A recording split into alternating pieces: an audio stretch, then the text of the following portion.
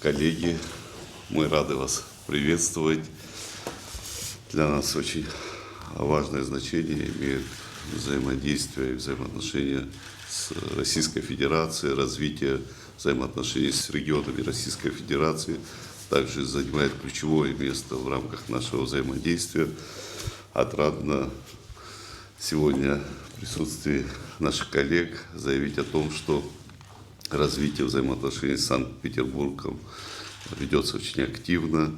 Конечно же, если говорить о торгово-экономических связях, взаимоотношениях между Республикой Абхазия и Санкт-Петербургом, мы можем отметить устойчивую положительную динамику в рамках этих взаимоотношений. Еще в прошлом году, в 2025 году, мы согласовали проект соглашения между правительством Санкт-Петербурга и правительством Республики Абхазия.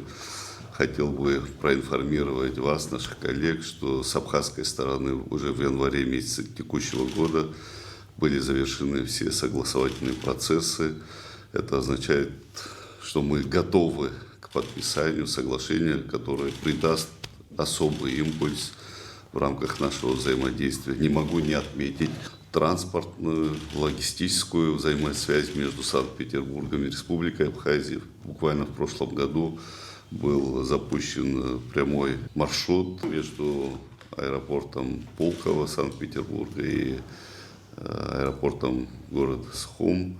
В рамках этих взаимоотношений более 9 тысяч пассажиров перевезено авиасообщением. Это, конечно же, показатель того, что эти связи носят устойчивый характер, и мы намерены далее развивать эти взаимоотношения. Не могу не отметить сотрудничество в рамках взаимодействия между северной столицей Российской Федерации и столицей Абхазии, городом Сухум.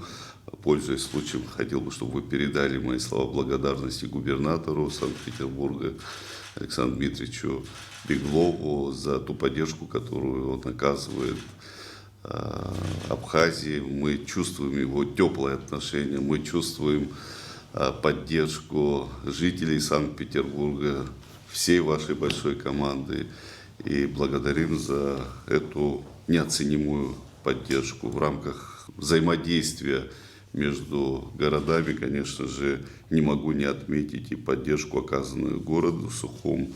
Это и новые комфортабельные троллейбусы, которые граждане нашей столицы и гости нашей столицы могли бы уже оценить.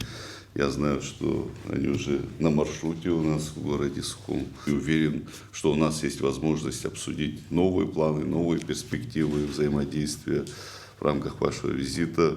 Еще раз приветствую вас, рад вас видеть. Вы всегда желанные гости на этой благодатной земле. Спасибо большое, уважаемый Бадру Зарабович, дорогой друг. Я рад нашей встрече, благодарю за теплый прием, который оказан традиционно петербургской делегацией на Абхазской земле. Один из приоритетов, который подчеркивает всегда президент, это дружеские российско-абхазские отношения. Поэтому передаю слова приветствия от моего руководителя, от губернатора Санкт-Петербурга. Он действительно высоко ценит дружеские отношения лично с вами и то отношение к Петербургу, которое есть у абхазского руководства и у населения Абхазии, а конкретно наш город, родной город Сухум, с которым мы с удовольствием всегда вместе работаем. Мы в авангарде процессов взаимодействия между Россией и Абхазией стараемся делать все необходимое для того, чтобы и в Абхазии, и в России был одинаковый комфортный уровень жизни. У нас 25-й год он был таким прорывным в нашем взаимодействии. В нынешнем году мы планируем усиливать это взаимодействие, развивать его. И соглашение, которое вы отметили, мы тоже со своей стороны все согласовательные процедуры провели. И поэтому есть предложение на предстоящем Петербургском экономическом форуме в начале июня в торжественной обстановке это соглашение подписать, если вы не будете против. Также мы рассматриваем возможность, как вы сказали, в прошлом году мы попробовали, запустили рейс, выплатили субсидию авиакомпании iFly. уже почувствовали удовольствие от прямых рейсов. Сейчас мы ведем переговоры с несколькими компаниями о том, чтобы в этом году с мая месяца запустить прямые рейсы там, минимум 2 раза в неделю. То, что мы сейчас обсуждаем с коллегами, чтобы от Петербурга до Сухума был прямой рейс. Мы также подключили и туроператоров наших. Также у нас идет взаимодействие по линии школьных обменов.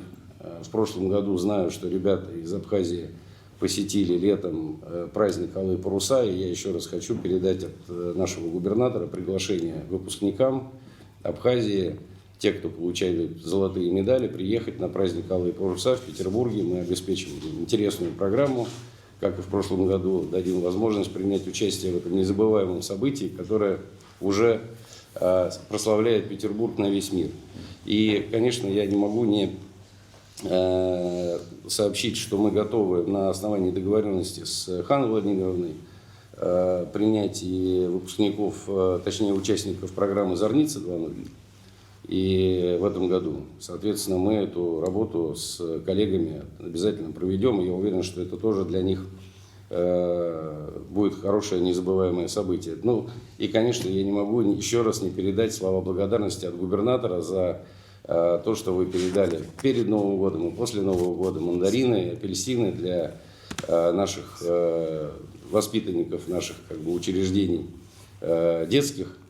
Для них это было, конечно, такое очень незабываемая минутка солнца, скажем так, в их жизни. Поэтому огромное спасибо, Бадру Зурабович, еще раз за теплый прием. Мы всегда готовы к сотрудничеству, к его развитию.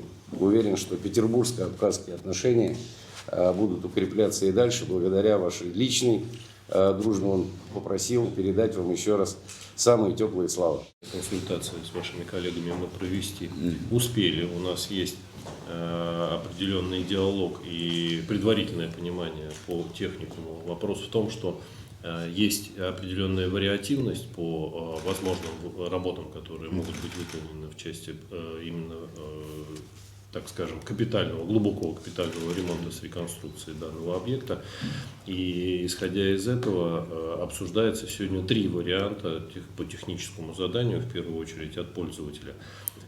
Есть предварительная проработка, именно касается непосредственно пристройки, то есть основное здание, понятно, полностью подлежит глубокой реконструкции и капитальному ремонту, но исходя из задания по мощности, которое впоследствии будет обрабатывать, собственно, этот колледж, как понял, что целеполагание было на 300 учеников, чтобы получилось, потому что если только базироваться на основном корпусе, больше 150, очень сложно, да, по действующим нормативам попытаться технологию разложить, но если использовать уже территорию пристройки, которая, понятное дело, сегодня не эксплуатируется никак и подлежит полному демонтажу, есть вот, да, и второй вариант, частично, третий вариант, в полном объеме вровень с первым корпусом выстроить технологию, которая позволит мощность объекта действительно довести до планируемых по техническому заданию 300 человек.